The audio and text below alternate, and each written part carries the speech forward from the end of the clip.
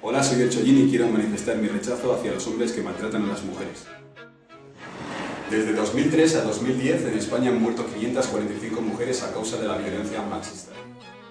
En España la tercera causa de ingreso en prisión de hombres es la violencia de género. ¿Lo sabías? Es la mayor lacra de nuestra sociedad actual. Cambiar esta situación es tarea de todas. Y de todo. También nuestra. Y nuestra. Y nuestra. Por eso, no cuentes con mi silencio. No cuentes con mi indiferencia. No cuentes con mi miedo. No tengo miedo. No tengo miedo de decir que una bofetada es violencia. Que una amenaza o un insulto es violencia. Que intentar acaparar a otra persona y chantajearla es violencia.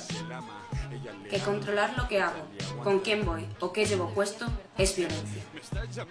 Porque nadie tiene derecho a decidir por ti. Nadie. Nadie tiene derecho a decirte que vales menos que nadie. Que debes obedecer. Que tienes que renunciar a tu vida. Que tu lugar es la casa. Porque no te engañes. Eso no es amor.